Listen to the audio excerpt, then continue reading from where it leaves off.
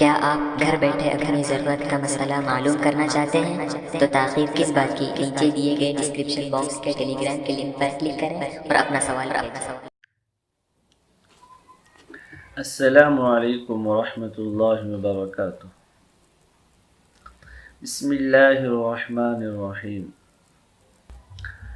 کیا ایک لڑکی جس کا نکاح کسی مرد سے ہو گیا ہے وہ اس رشتے کو ختم کیے بغیر دوسرے مرد سے نکاح کر سکتی ہے؟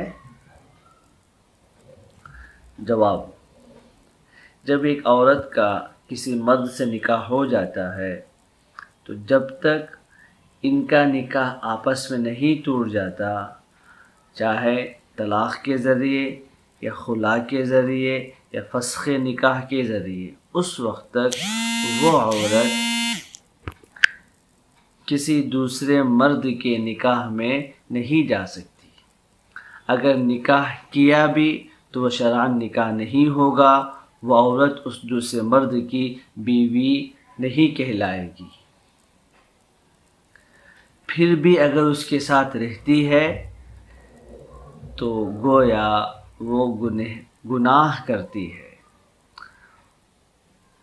زندگی بھر اگر اس کے ساتھ رہی تو مطلب یہ ہے کہ زندگی بھر میاں بیوی نے حرام کام، بدکاری والا کام کیا ہے۔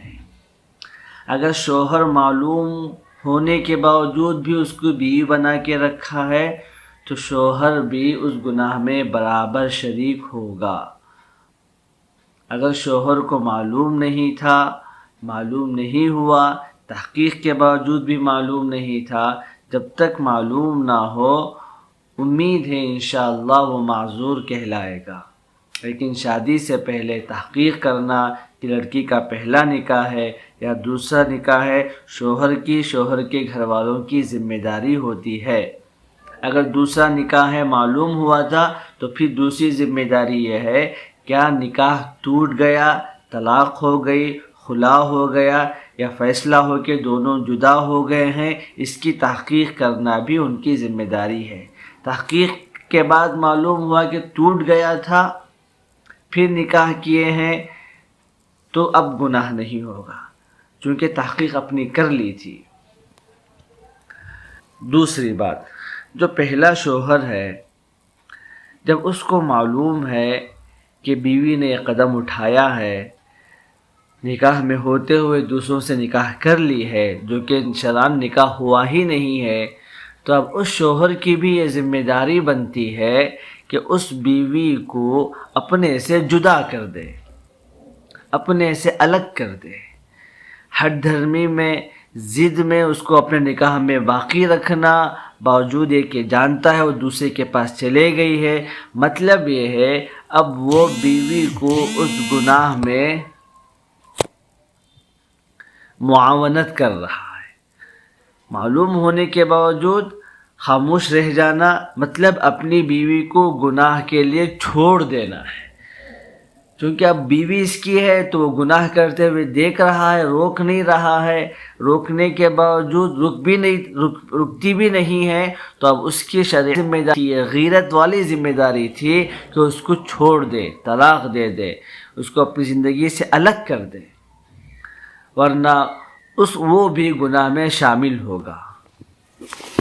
اب اگر بچے بڑے ہو گئے ہوں، دونوں میں سے کسی کے بچوں کو پتہ چل گیا ہو، تو اب بچوں کی شرعی ذمہ داری ہے کہ ان ماں باپ کا فیصلہ کرائے، ان کو آپس میں جدا کرائے، جدا کرا کر اس عورت کو دوسرے شوہر سے دوبارہ نکاح کرائے، توبہ استغفار کرائے، کثرت سے توبہ استغفار کرائے، پھر دوبارہ ان کا آپس میں نکاح کرانا یہ شرعاً ضروری ہے، چونکہ پہلا نکاح ہوا ہی نہیں ہے۔ اب جو نکاح ہوگا ابھی وہ آپس میں شرعی طور پر میاں بیوی کہلائیں گے، لیکن جو غلطی ہو گئی ہے اس پر توبہ کر رہے، استغفار کر رہے، روئے دھوئے، زندگی بھر اس کو یاد کر کے استغفار کرتے رہے، یہ ان کی مومنانہ ذمہ داری ہے۔